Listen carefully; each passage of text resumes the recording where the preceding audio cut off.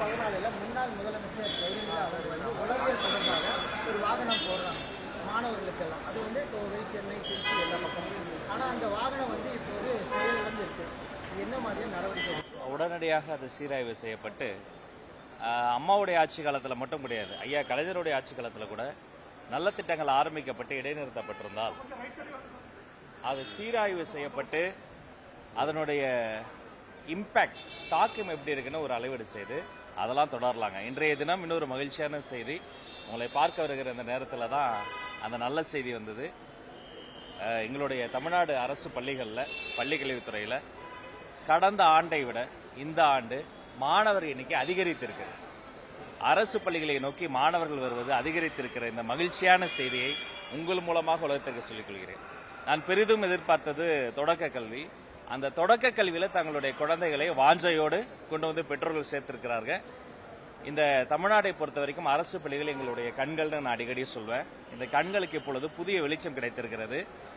பல்லாயிரக்கணக்கில் பெருகி இருக்கக்கூடிய இந்த புதிய மாணவர்களை வருக வருக என்று வரவேற்கிறேன். அவர்களுடைய வரவு நல்வரவாகட்டும்.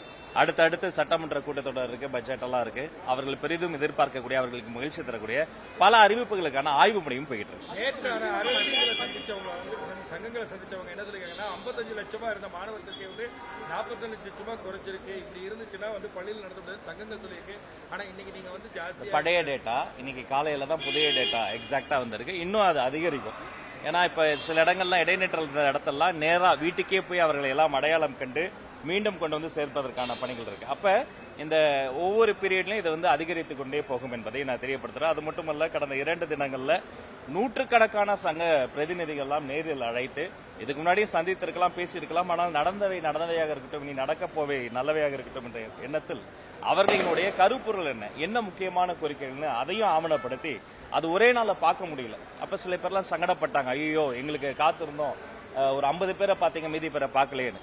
உடனே அடுத்த நாளுக்குரிய எல்லா நிகழ்வையும் ரத்து பண்ணிட்டு அவர்களையும் நேரில் பார்த்து அவர்களை நேரில் சந்தித்து அவர்களினுடைய மனக்குறைகளை கேட்டு உணவு உபசாரம் செய்து அதை அத்தனையும் நாங்கள் டிஜிட்டலா இப்பொழுது பதிவு பண்ணிருக்கோம். இத்தனை நாளா வாங்கி அப்படியே விட்டுருவாங்க.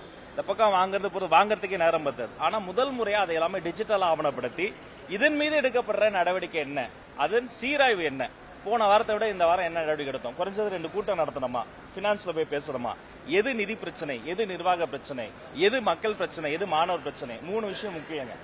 மாணவர்கள், பள்ளிக்கூடங்கள், ஆசிரியர்கள். இது 3 சார்ந்ததை பெரும்பாலும் பிரச்சனை. 1 மாணவர்களால் பிரச்சனை அல்லது மாணவர்கள் பிரச்சனை. 2 பள்ளிக்கூடங்கள் இருக்கக்கூடிய இன்ஃப்ராஸ்ட்ரக்சர். 3 பள்ளிக்கூடம் இருக்கும், மாணவர்கள் இருப்போம், ஆனா ஆசிரியர்களுக்கு சார்ந்த பிரச்சனை. இதையெல்லாம் அடையாளம் காணப்பட்டு ஒரு திருப்திகரமான ஒரு முறையில் அனைத்து சங்க கூட்டம் நடைபெற்றது.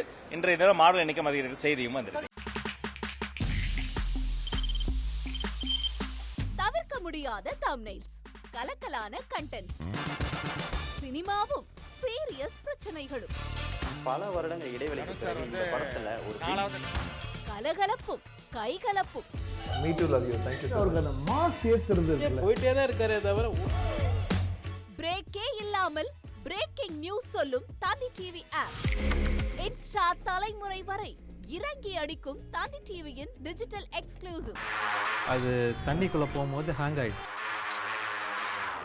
உங்களுக்கு விஜய் சார் எந்த அளவுக்கு ரொம்ப பிடிக்கும்? Of course, Malayalis are huge Vijay sir fans. 2 பேருமே ரொம்ப பிடிக்கும் எனக்கு.